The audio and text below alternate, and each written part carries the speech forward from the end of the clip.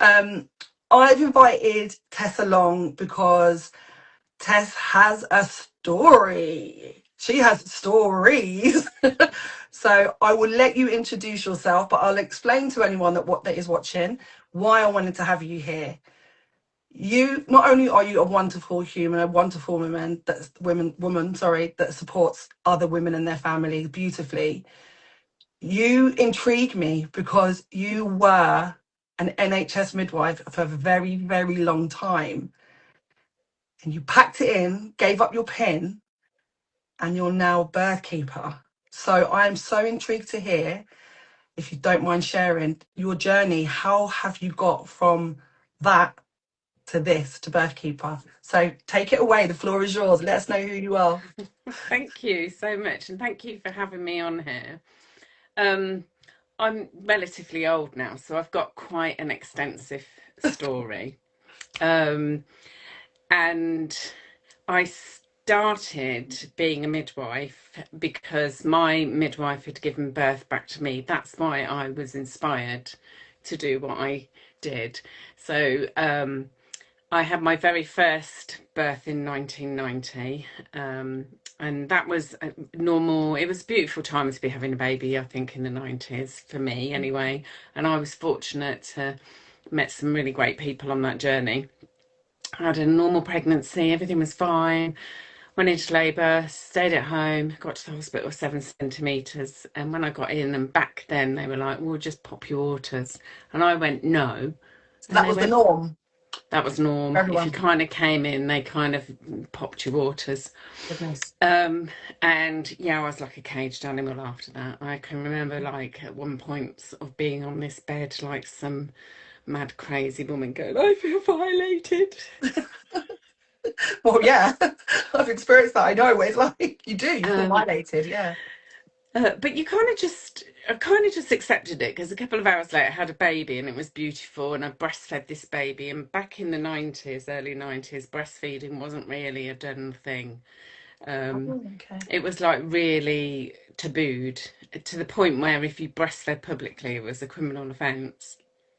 No Yeah, yeah. way. Yeah, I can remember feeding my daughter in McDonald's, and the manager came up to me and he said, "You need to go and feed your baby in the toilet." And I was like, "No." And he said, "There's a customer complaining." And I went, "Well, tell him to go and eat his burger in the toilet then." And Yeah. he said, "Actually, I need to call the police because it's an offence." I went, I "Call them." didn't know that. I had my Yeah, first yeah, in 1998, and I do remember getting a lot of judgment, a lot yeah. of weird stares, people making little comments under their breath. And now I think back, I don't think I ever breastfed her publicly. I would always go into like the John Lewis toilet or a McDonald's toilet or any or so I remember sitting on the Yeah. stairwell of a shopping centre car park, dirty concrete stairwell to feed her. Yeah, that's probably why actually. It seems so long Yeah. ago. I've forgotten that. Well, it was a very kind of taboo, and I think things were changing anyway. That was me all over. I wasn't going to do anything that I was ever Mm. told. That's why I love So you. then, when I was pregnant with my second daughter, Jasmine, I I went to see my midwife, and she went, "Oh, maybe you've got twins in there." And actually, it turned out that I had ovarian cancer. We didn't know that at the time. We thought I just had cysts, but then I had an operation when I was about 26 weeks where I had a oophorectomy. Like, they took my ovary, my tube, and a mass off my other ovary away. And that's when we then discovered that it was ovarian cancer, and they wanted me to have chemotherapy. And I was like, ugh. So at the Yeah. time, my mum was really poorly, having chemotherapy, and I was looking at this woman and watching these horrible chemicals going in her body and caring for her and thinking, "Well, that stuff's, am I allowed to swear?" You do what you want, love. Okay. "That stuff's fucking killing her. I'm not going to Go put for that in it. my body when I'm pregnant." So I didn't. I said that I wouldn't do it until I'd think about it after I'd had the pregnancy. Um, and then towards the end of that pregnancy, I was then allocated a different community midwife, and that's when I met my most amazing, wondrous person called Julia Bennett. and they induced me early. It took a week for me to be induced. It was awful. I mean, it was at one point. I mean, you're going to laugh at this. I look back now and I think cringe. But at one point, they'd given me Prostin. It was Prostin back then, and they'd given me loads of Prostin. And I said I couldn't go home for the weekend because I'd had so much Prostin and still hadn't gone into labour. Mm. Um, and they had to keep an eye on me. And of course, it's the weekend, nobody's there. At one point, I laid on the table for about 2 hours. I think I might have fallen asleep. And then I woke up, like in the dining room on the table, and I barged into the office and went, "You're supposed to be keeping an eye on me. I could have been dead in there and none of you would have noticed." True though. So I was probably a pain in the arse actually, but anyway, I eventually had this, like Jasmine, really easily. Eventually, I had a Mm. student midwife who tottered over to, like, she examined me and then walked over to the dilatation board, which was this wooden thing with different dilatations on, and then went, "Oh, I'll probably end in a section anyway." So I was like, "Fuck you." Yeah. I said I needed a wee, said I couldn't wee in front of her, sent her out the room and basically birthed Jasmine in a bedpan. Didn't even know that Unbelievable. I needed her. A wee. I thought I needed a wee. Anyway, then We I hear went people say home. I need a poo. I've never heard someone say I need a wee and the baby comes. Never. Over you. Yeah.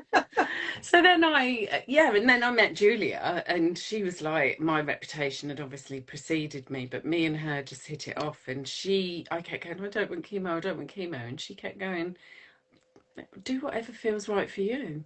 Mm. Do what feels right for you." And that was it, really. That was kind of like the start of my journey into really discovering myself. Took my mum home to Ireland to see her mum, and on the way back, went into a bookshop, and this book jumped out at me called Louise Hay, You Can Heal Your Own Life. And I devoured that like in about an hour and a half, and I was like, "Well, I'm not having chemo at all." And I did some real inner work on myself, and that was the inner work journey that I started on back in 1991, 92. That was because Jazz Before, was born. way before doing the inner work was fashionable. Yeah, yeah, definitely. And then I found out unexpectedly, very quickly, that I was pregnant with my third child. And of course, Julia was my midwife, and I just kept going, "I don't want any medical stuff involved. I just want to do my own thing." And she said, "Do it, do whatever feels right." And of course, they were all jumping up and down, going, "Oh, pregnancy, it's going Mhm. to all come back. You're all going to die." And I was like, "No, I'm not. I'm fine." Yeah, so that was that. I had Louis at home, £9.7 physiological birth. It was just, I rocked it. And at that Love it. point, I was like, I'm gonna be a midwife because Julia gave birth back to me and it empowered me. And that was my journey. I started on my midwifery and didn't really look back. And Yeah. I just had this real amazing gift of being with women. Like, I didn't care what the medical establishment wanted to do with a woman. What I wanted to know is what she wanted. And whatever Mm. she wanted, I would perform and do and give her. So yeah, I had quite an extensive creative career. I was a community midwife for quite a while, and back then we did domino births, which was where we went and assessed women in labour, and then they made a decision whether they wanted to have a birth at home or a birth in hospital. How If they wonderful. want, it was amazing, and if they wanted to go into hospital, you went with them, and so Can it I, was. Go on. sorry, can I ask you at this point? Sorry. Um, so you would go out to see them, see how they're labouring, how far along they were, maybe. And you would say to them, look, you can stay at home and have your baby, or you can come into the hospital and do it there. So what was your home birth, hospital birth rates back then? So I had a caseload of 120 women back then, which was quite an extensive caseload, but we literally Mm. just looked after our own women. Mm. And I would say probably 40% of them birthed at home. Easy. And if But you that think now it's wasn't 2%. But that wasn't kind of like a national thing. I think that was Mm. very localized. And I worked very closely with a couple of other midwives in our small team. So we all supported each other. And we had an amazing head of midwifery who really, really did advocate for women. So, for example, if I had some women that were really brewing and I wasn't on duty and they rang me, I could ring the hospital and go, Mary's rung me and I'm going to go to a home birth. Is that okay? And they'd go, yeah, okay. And that'd be it. So long as I could So cover my good. clinics, but we would like I would have 2 clinics. I would do all my antenatal and postnatal visits. I never. It was true what I would call really brilliant midwifery. Mm. Um, and then when that head of midwifery decided that she was going to, in fact, it was really interesting because she left to go to work for the NMC for retention because she Oh, retained all her midwives really well. Wonder why? oh, yeah, Because yeah. we could do midwifery. She was good at her job, and then She you was. guys were really good at it. Yeah. And then we got this new head of midwifery, and they kind of go into competition a little bit. Her ego came in, and she went, "Oh, you're Tess. Don't be thinking you're going to be doing any more of your own home births." And I was like, "You're fucking right, I am." I And I love it just when someone wrote, says, "Oh, you're that one, are you?" yeah. So I wrote out my resignation there and then in this meeting, and I said, "Well, yeah, fuck it," and I became an independent midwife. Oh, okay. So how long were you with the NHS as a midwife? So for that period of time, I was probably there for about 7 years, maybe 7 or 8 years doing Okay, that. okay. And then I left and did independent midwifery, but I didn't leave the NHS completely because I Mm. have a real moral standing that what I wanted to offer, I wanted to offer to all women, and it was really hard for me to only be able to be available for those that could Yeah. afford me. And so my moral compass may sort of kept me in the NHS part time, and I did the Sure Start midwifery Okay. alongside it. So I did 22 hours, which was all about, teenage groups, breastfeeding, getting real breastfeeding mates up. We targeted sort of the low social economic groups. So we had a particular postcode that we worked with within the area. So I had these complete contrasts of my job role, like these like really beautiful, affluent women that knew what they wanted, and then the sort of real deprived, hard to reach group that Mm. responded brilliantly. Apart from my teenage group, I did get into trouble with them because two of the girls got pregnant really quickly and said, "But we didn't want to leave your group." And I went, "You didn't have to get pregnant to Oh keep my God. coming. You could have not got pregnant. The whole point of this group is to reduce your pregnancy. Go on and do better things." So teen pregnancy rates went up in your area because of you. It was quite funny. They were brilliant girls though, and they did all go and do courses, but that's what Sure Start was so brilliant about, helping women, like Mm. that, and really allowing them to step into their power. Um, and then they kind of started rattling around all the insurance stuff with independent midwifery, and then I fell pregnant with Honey. And I just felt that I couldn't sustain the independent midwifery whilst having my own baby. So I then I applied for a job whilst I was pregnant as a labour war coordinator, and I got that. And so I went full time back into the NHS as a labour war coordinator. And I Okay. loved that role actually, although it was quite, many ways, it was seen as obstetrically. I was a real advocate for women. Like I was really like, if they wanted to come in and join that service and do what we were doing, and they were happy with that, that was, brilliant. They'd made their choice. But if they wanted to come in and do something, like, I don't know, breach and do a vaginal breach, I'm like, yep, let's do that. Yeah. Yeah, let's get her in the pool. She's got a BMI of 54. I don't care. She wants a pool birth. Get her in there.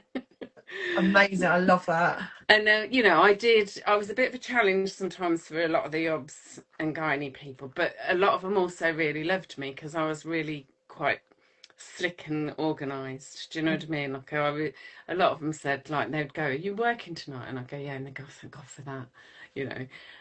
Even though Um, you were quite what's the word? Bobby, Yeah, gobby. Yeah, gobby, bit of a troublemaker when I it wouldn't gets say I was a troublemaker. I was just a real woman's advocate, and I think okay. they quite liked that. you know, Okay, in many yeah. ways. And there was the freedom, I suppose, then to kind of do it a little bit more as well. There was a Mm. few of us that were like it. I wasn't the only one. I can't say that I was the only one on the ward that was like that. There was a few more of us around back then. Yeah.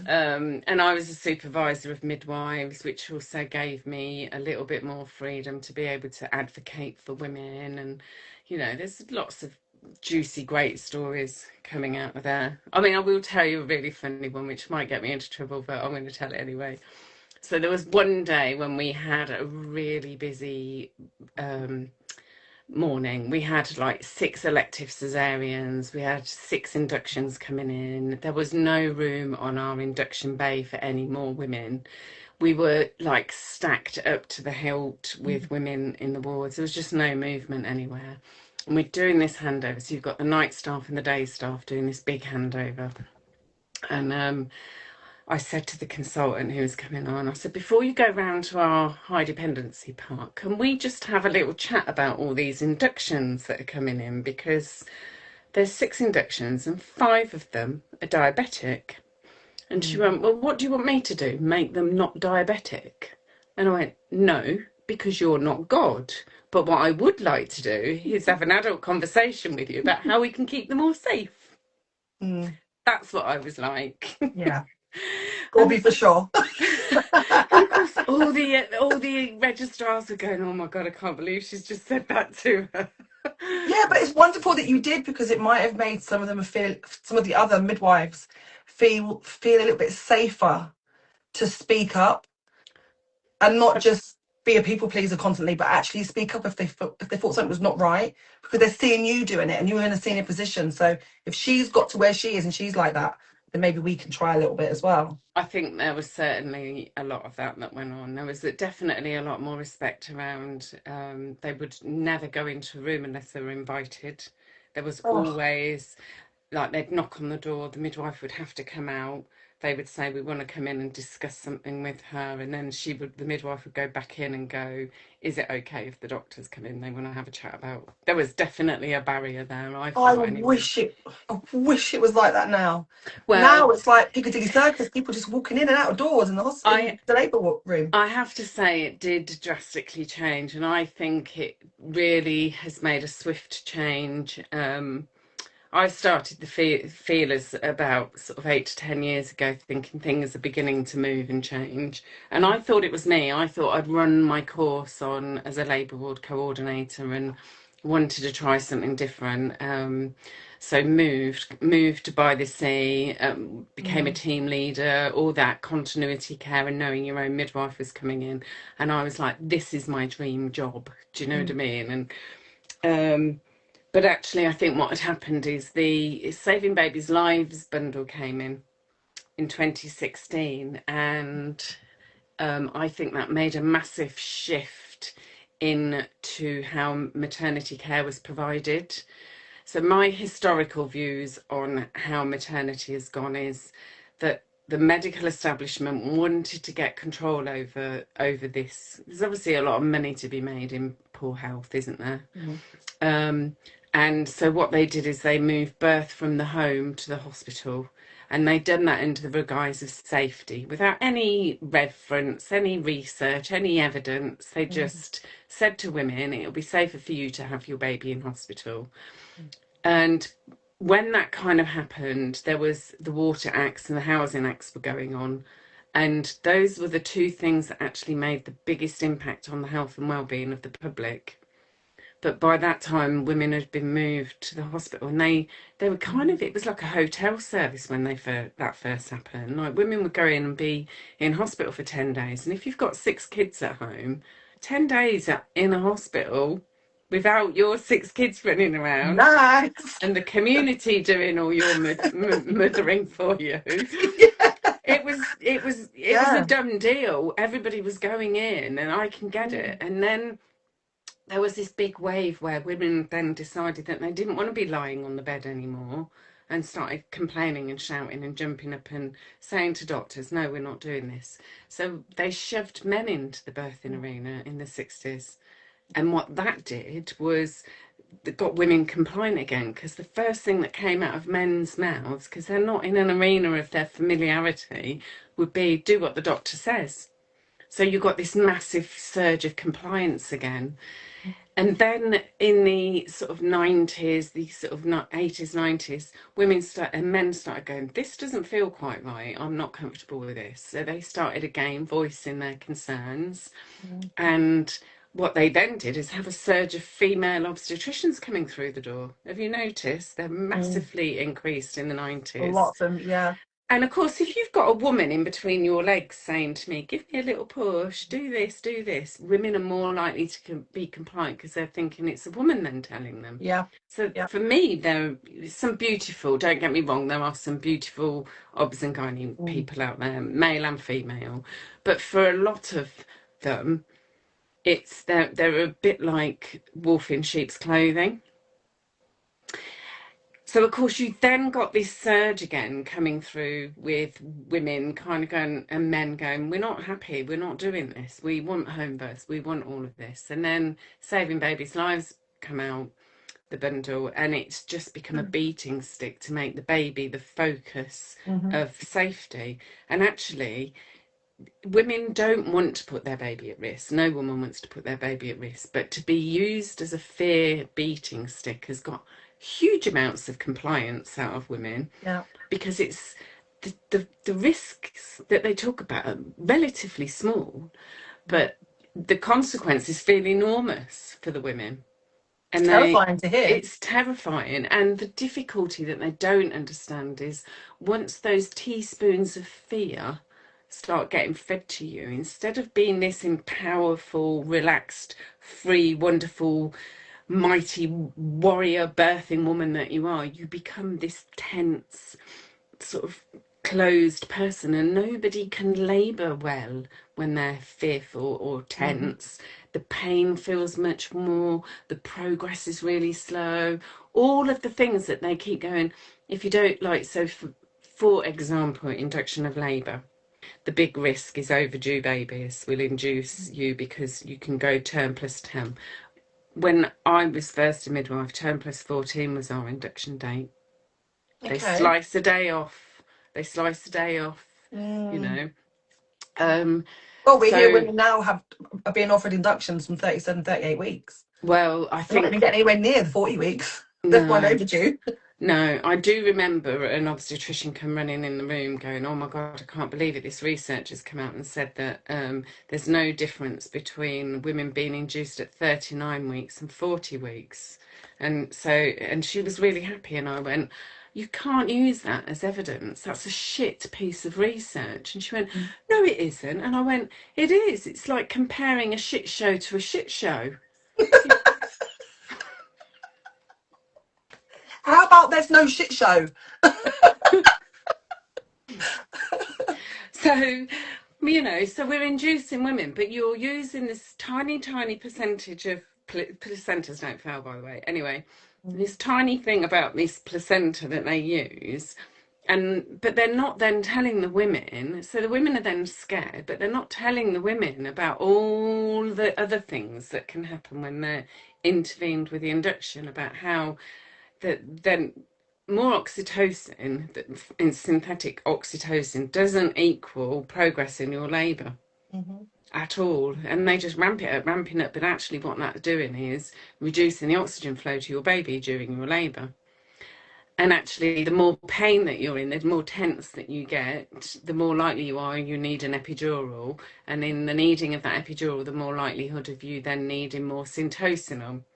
And then you get fluids, and then you're not moving, and then you're at a higher risk of, or a higher chance of getting a DBT, and then you're at a higher chance of needing an assisted delivery or an episiotomy or a ventouse or a cesarean section, and then they restrict you eating, and just this whole plethora of stuff. And actually, the normal physiology of birth is eradicated at the point where the woman will go, oh, I have to do what I'm told. And And you get don't. this induction. No, you don't. When I had Honey, So I had Honey. She was £10.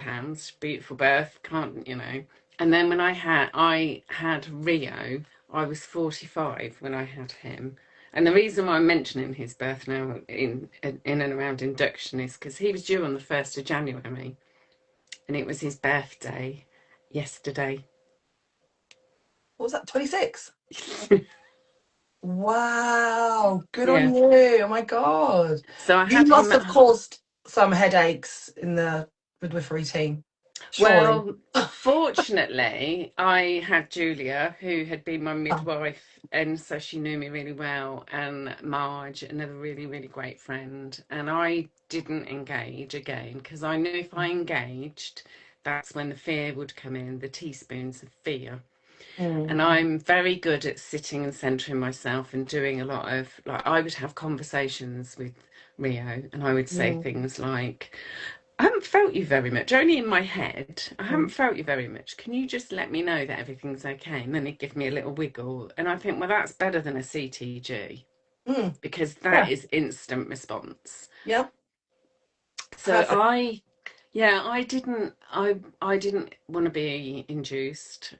Julia would come round and go, I've got to offer it. Do you want to consult an appointment? No, that's fine. You don't have to. That would be the end of the conversation. Yeah. I know, having been when I'm just recently left, if a woman had said to me, I don't want to be induced, I'll be fine. I know then my manager would go, well, I need to speak to her. No, you Yeah, fucking don't. She said no, because if you speak to her now, you're coercing her. No, yeah. she's made an See it all the informed time. choice. They She's go an out and get intelligent another person. woman. Yeah, I need to make sure. I need to make sure. It's not your birth. You need to make sure of nothing. Yeah, yeah. You need to just go It's away and so get on with your, unfair. yeah. And You so say no to something and they send someone else in to try and force then you they to do something, make and then that person consultant can't. appointments. And then the Yeah. community matron, and I'm like, no, no, no, no, no, you don't need. Then it's, well, you have to document it. No, I've documented. She's aware of all the risks of induction and declining it. No's no. Yeah. No, and yeah, so I couldn't continue working. Having done what I've done and knowing stepping into your own power is the right thing to do. I Mm, was 45, Rio was born, he was 25 days late. I had a physiological birth. I birthed my own placenta, I don't know, probably about an hour and a half later when we remembered that I still hadn't had it. I was like, oh my God, I haven't had my placenta. Plop. quite an important part of the birth. Yeah, he was £11. Um, Wow. So your and baby just I'm got bigger and bigger. Yeah, and I'm not big. I mean, I'm Wow. only a size Mm. 10. I'm a tiny person. So, you know, um, yeah, it was, and I just know that we have this amazing ability to birth if we can step in our power and we can trust it. And, you know, I was thinking about this earlier in the shower, thinking about what could I use an analogy to? And I wanted to chat GBT. How many people, what's the risk associated with dying in a car accident? Because I bet that percentage is higher Mm. than going post dates. I bet it is. And Mm. I forgot to Google it because, like, I've got postmenopausal brain. You think Yeah. something in the shower, by the time you've got out, you're thinking you've forgotten what you're thinking about. I have actually done that. I did it a couple of years ago when I was first trained to be a doula. I can't remember the stats, but yeah, it was like really dangerous. I mean, in midwifery terms, it's really dangerous to go outside in a car. So then I went even deeper and I was like, well, what's the chances of going out and getting hit by a motorbike? And even that is higher. Yeah. And then I went really deep and I was like, what's the chances of getting hit by a motorbike on a Saturday? I was just going really insane on ChatGPT. But it's because I was trying to get the point across. We were doing this, me and a client that hired me. We were kind of doing it together for a laugh because I was trying to get the point across that actually this risk you've been told is so minute. And there are so many other things you do that day Yeah. or in that week, your life that could potentially kill you, and you still have to do them. You know, the amount of people that die just by walking up the stairs with slippers on. Oh, I, Like we all do that. I know. Oh, it's mental. So I just, I'm not saying that there isn't a place for some of the medical needs, there are, but I do really feel that it's been so disempowering for so many people that I think what the public don't know and don't hear or don't recognise is that care is always aimed at the lowest common denominator. And Mm, so one of the things that I'm trying to say is, are you that lowest common denominator? And when I say the lowest common denominator, I'm meaning, are you the person that couldn't do any research, reading, mhm, evidence, go and explore stuff a little bit more for yourself? Because I think that's once you kind of, when women kind of go, oh, I don't want to be a lower common denominator, I want to be seen as quite an intellectually clever, mm, informed person. Well, I'm going to go and do all my reading around that. And then they might be able to step a bit more into their own power. mhm. Because Yeah, I, I think, I believe that women still have this amazing, wonderful ability to give birth if they could just let go of the fear. yeah, And I think absolutely. if we if we don't make massive changes now, women, if you don't step into your power and leave that fear behind and stop this misogynistic male kind of domination over our vaginas. I didn't want to Or call it a anything. vagina because I've been on Kemi's thingy and she's saying it's a sheath. I wouldn't call it the cunt word, but Yeah. I'm not sure Was it if I'm allowed to the say port, no, no, not the port. Yeah, the sword sheath. it. But the word cunt is brilliant, isn't it? Oh, the word cunt is my favourite word. It is. And And I've we been should told off step so back many in. times. So many times I've been told off for saying that. I'm like, hold on a second. Do you know what Yeah. this means? It's a Come powerful on. word. It is. And Yeah. that's why it was eradicated. And again, why it was minimalized and desogionized, Yeah. because it was so powerful Mm, as a word. mm. Um, yeah, so I just want women to step back into their power and really kind of know birth from within. That's Can I where we ask a need to go. question? Yeah, go on then. Anyone that's pregnant and watches this now or watches it back, what do you think stepping into your power or holding on to your power means when you're pregnant? So I think that when you step into your power, you go into, you know your beliefs, you know who you are, you know what you want, but you also have this knowing from an ancestral energy from beyond. Like, it is the most powerful energy that you're not alone in that power. Mm, The power source from a woman, the power source from our uterus and our inner knowing is massive. And I think we have this immense power and we use it a lot on a daily basis, but when it comes to childbirth, it's been eroded out of us. So I think that we make choices and decisions all the time with this real powerful energy. Like, we can walk into the room and we can change the atmosphere in a room just at the drop of a hat by something we say. The way, like, my handle at networking meetings certainly did that, because I stood up and I was like, hi, I'm Tess, I do this, this and this, and I'm a virgin at business, but an expert in vaginas. And the whole room just kind of like, that's the that will power. change the atmosphere. That is the power that we hold, though. If Mm, we step into our power, if we absolutely recognize how strong we really are. We mm, have the power of language has minimalized us as hysterical, emotional, um, weak mhm. servants, you know, all of these kind of, and that's not who we are. When we, And especially when we're pregnant, or going through the menopause, that is what we're told. yeah, Oh, you're losing your mind, your hormones are a mess. yeah, You know, we can't take you seriously. Not yeah, now. yeah. And I think that when we hold our own power, we have inside of us is our male masculine energy and our female energy. And our male energy, our masculine energy, is strong, firm, immovable, decisive, all the Mm, attributes that, all the positive attributes that you'd want a male to be within your life. And our female energies are the soft, intuitive, loving, kind, multitasking brilliantness. And Mm-hmm. if we have a balance of both of those inside of us, what awesomeness are we? You know, we can be flexible, understanding, loving, kind, and caring, but we can also be firm, decisive, immovable when we need to be. And when we started labeling things as male and female, that separated our energies from within us. So we became more female. We were associated with all the female energies, and it closed off our male energies. And I Mm-hmm. think stepping into our power is acknowledging our male energy within us, wrapped around with our female energy. And I think men can do the same.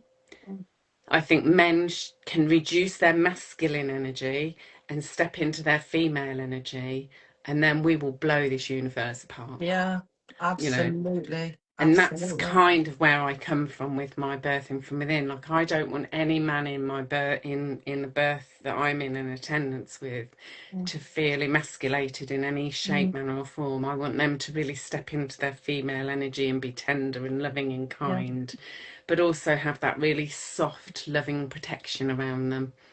You know, and there's a lot of like a lot of stuff that says that if when a man helps a woman have her baby, the hormones that it ignites in them makes them this really strong, quiet, protective thing, not an aggressive protector. And it's because they've been disassociated from the birthing arena, they're associated with aggression Yeah. because they've got a misbalance of these energies inside of them. I've seen it. I've seen it when I've been at births. I see it more in home births than I do in the hospital.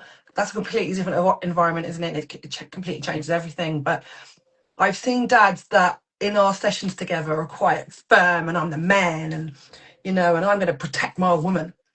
But then when it comes to the birth, they drop that and they soften, and it's just a nice, gentle touch, caress, a little whisper in her ear. It's really soft, but it is still all about I'm here to protect you. Mm. I'm going to be that man you need right now, but it softens, and it's so lovely to see. So Yeah, lovely. absolutely. Yeah. And I think that when you say it's different in a hospital environment, I think the women are different in the hospital Yeah. environment as well. Mhm. I think that when they step into that arena, the male masculine energy stands more firmer in a man. So they're not connected in so much with their feminine energy. And the women do the opposite again, and they have the misbalance of their energies and they become more feminine. So they become the hysterical and decisive. Do you know what I mean? Yeah. Yeah. And Yeah. it's because that environment disempowers them, and and it's because That's if just I'm made me really get honest. goosebumps when you said that, because I'm just thinking back to births that I've been at, and I've seen that happen. I've seen the Mm. women become, I can't think of better words for this, but weak, almost like Fragile. fragile. Yes, absolutely. And they haven't been those people when I've been Mm. sitting in the house with them. They've been strong and bolshy, and they're like, I'm going to advocate for myself, and I'm really strong, and they're leaning more into the masculine energy. But when it comes to the hospital environment, it completely strips that away from them. Do you know why I think that is? And this is going to be a really controversial bomb drop. Go Okay. for it. I love them. I think that the whole of the infrastructure within the maternity services is like having a narcissistic husband. Mm, That, these, like, I'm I know women that are really strong in their characters but have been in abusive relationships, yeah. and actually when their husband walks in the door, their whole persona changes. And Yeah. that's what I think that system is. It's really narcissistic. It presents itself as really charming and loving and protective and kind, and puts all these beautiful words upon the wall Yeah. that, we're going to serve you and we're going to meet your needs and we'll listen to you, and you said Mhm. this and we did that and all this bullshit. But actually it's Mhm. all just lies. It's all just trying to capsulate you in so they can control you. And that Mhm. is hugely narcissistic in its behavior. And Yeah. when I was in my last trust that I was working at, that's what I can remember saying.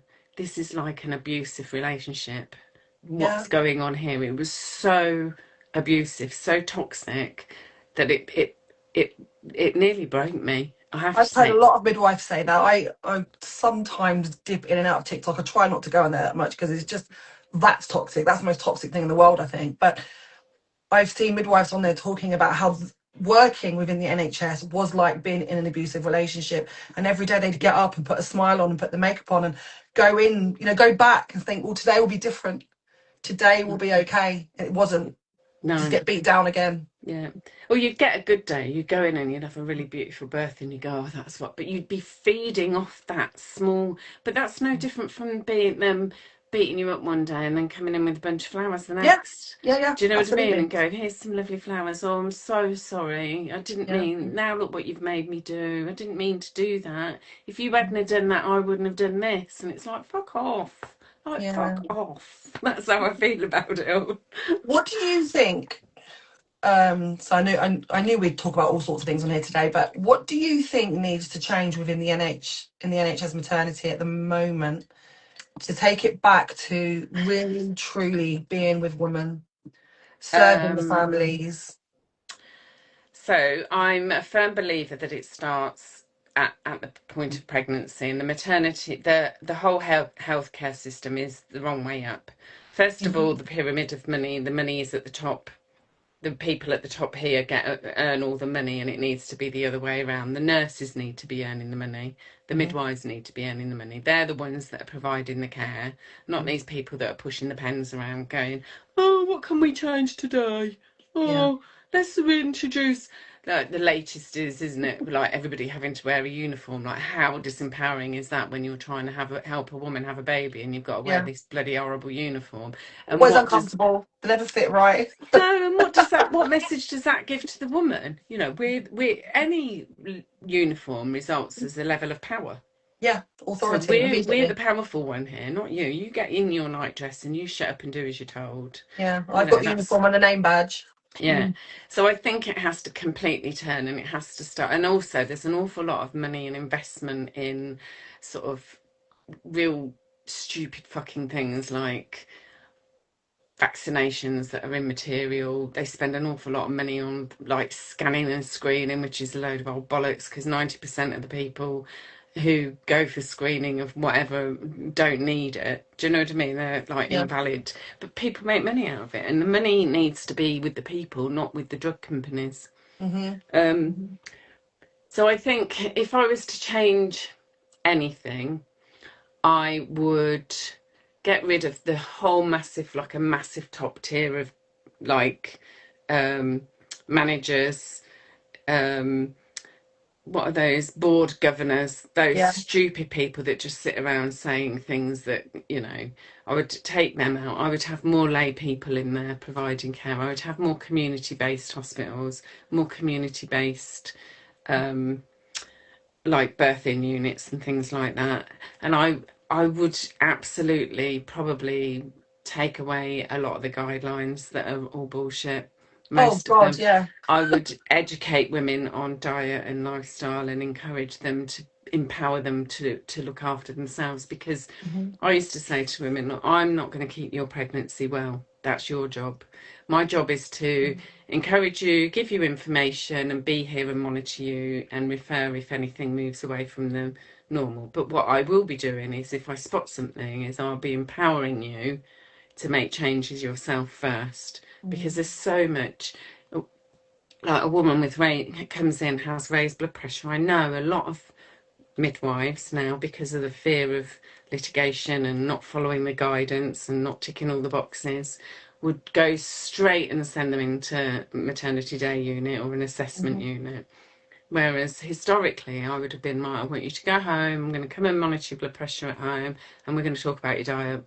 And Yeah. we are going to see what you're eating, because I know if you clean up your diet, increase your protein, drink clear fluids, cut out all that shit and crap out of your diet, we can stabilize your blood pressure and you can have a Yeah. nice, normal, healthy pregnancy. But Yeah. there's no space for that. Well, Health yeah. promotion. When I was a student midwife, we had a whole unit of like a library of stuff that we could go in and resources where we could go out and use them with women to promote health. It's not the case anymore. You know, it's just not So the same. my question was, what could we do to change it? And it can't be changed then, can it? Because we can't get rid of the board of directors. They're not going anywhere. The people that make the money at the top are not going to go. they're just going to make more money. Well, the only way It's that not going to go anywhere. if I'm really honest, the only way we can make changes is if all women stand together and go, no, Yeah, absolutely, I'm not doing this. You are not going to put your fingers in my vagina. You are not going to finger me every 4 hours in my labour. It's not yeah, happening. yeah, I don't need to know that information. So I think the answers lie with the women themselves. They really have to absolutely. just go, I'm not doing this. No. Yeah. But I also feel a bit like that about voting. I almost feel like if the whole of the UK just didn't vote, that would have the biggest impact than people kind of jumping ship and voting. Let's be Mm. honest, most politicians are liars. Really? How So very dare you? why, it doesn't matter which party, why are we voting for people that lie? You know? Yeah, So I think yeah, that we need to go back to, like, I know there are lots of little communities sprouting up here and there that are going off grid and things like that. hmm, And I think that's the way forward myself, yeah. is kind of like finding your Just tribe and withdraw out of the systems. Yeah, yeah. really difficult though.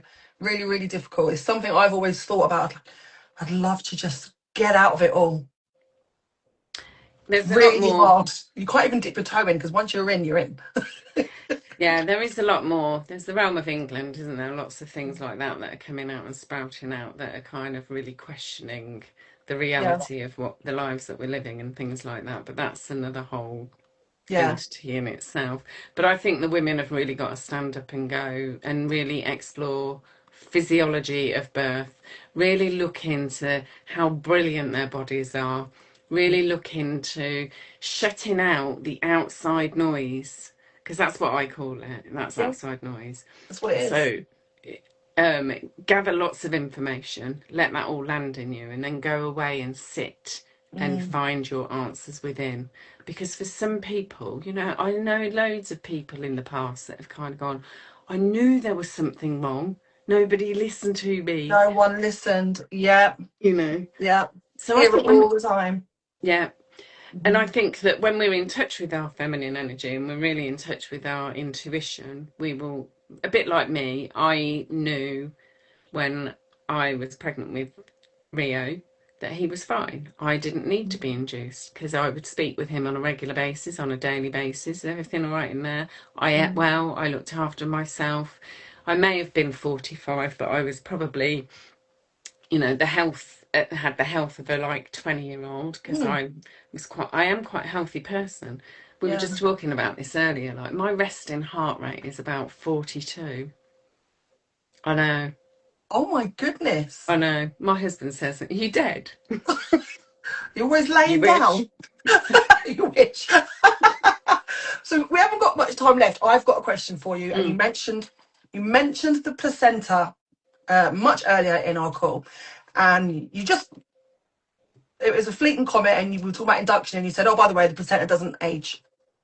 And I want to get some of your insight on that because I have had many clients that sell through pregnancy, no sickness, no concerns. They are not high risk. And then they get to around 38, 39 weeks, and they are told if you go over 40 weeks, your placenta will fail and your baby will be born with issues, it will stop growing, your baby may die, as severe as that. Or they've got all the way to 40 weeks and then they're suddenly told, oh, you're 40 weeks, but you're 39 years old. Mm-mm-mm. Because you're 39 years old and you've got all the way to the end date, you cannot go on another day because this time tomorrow your baby might be dead because the placenta will not work. And these are women, like I said earlier, they're strong. They've done the work, they've done the research, they understand birth physiology, they understand how the labour will unfold, they understand health and nutrition, and they've done brilliantly. But then, like you said about the teaspoon of doubt, is fed to them right at the last stage and it sets them back.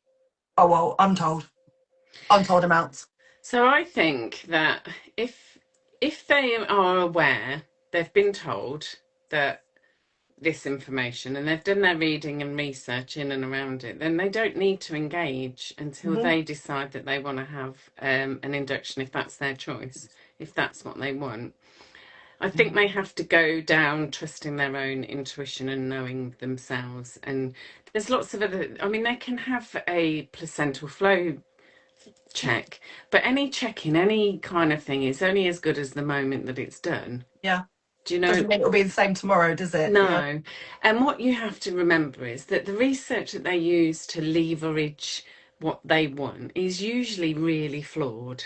First of all, it'll be run by a drug company somewhere. It might not be directly on the front of the thing, but somewhere in that backlog of names somewhere there'll be a funding that will have come from an And that induction paper trail. company in Yeah. that paper trail, without a doubt. The other thing is that you're comparing all 40-year-old women. Mm. Now, if you compared me as a 45-year-old woman to another 45-year-old woman, we would probably be very different, Mm-hmm. in terms of health and well-being wise. The fact that at the age of nearly 60, Brilliant. Brilliant. my resting heart rate is quite low. I know I'm a healthy person, so I can make those choices. But I think you also have to remember is when you make a choice and decision, you make it with the best intention at that time. And so long as you carry on doing all the great things and stop that fear coming in, because it's the fear that is the lower vibration, which then will cause the very issues of what you're trying to avoid. So you Mm-hmm. have to be in that power of confidence in order to do what you're choosing to do if it's not conforming, Yeah. if Yeah. you know what I mean. Yeah, absolutely. But the other thing to remember is my favourite joke. And we all know my favourite joke, don't we? Don't start me again, because I I've am. literally cried three I times over am. this joke. So what is the difference between God and a consultant? What is the difference, Tess? God doesn't think he's a consultant. Honestly, I love it so much. I feel like I'm gonna have to get that tattooed on my So body somewhere. you've got people telling you about you and your life and your job and who you are and how it's all Yeah. going to be as if they're God, and they're Yeah. not. Your destiny, your journey is is out is pre-written, preordained, and so those choices and decisions that you make. So if you're deciding to go along on this pathway, whether you decide to go full hog and have the medical establishment, or whether you decide to step out of that and step into your own power and try and and aim for the most wonderful, amazing, beautiful experience, Mm. the outcome of that is not yours. That baby has its own deciding contract and spirituality of whether or not it's coming. Mm-hmm. And its journey, and it decides. There's a guy called Yuri Gordon, and he always says babies choose their mode of birth. And I Right, really like okay. that because I Yeah. feel, oh my God, all we can do is provide an area and facilitate the best Yeah. opportunity we can. But you may get a baby that decides it doesn't want to come through a vagina, and it's just going to stay in an awkward position Yeah. until the decision is made that, it's Yeah. coming out the rooftop, and that's the way it Spoke wants. to another doula today. I won't name her. We both know her. She's part of our When Push Comes to Shove tribe. She's recently been at a birth, and it didn't go the way Mum had hoped. But I said to her, I sent her a voicemail. I said that birth was always going to go the way it went. It was always planned to go that way.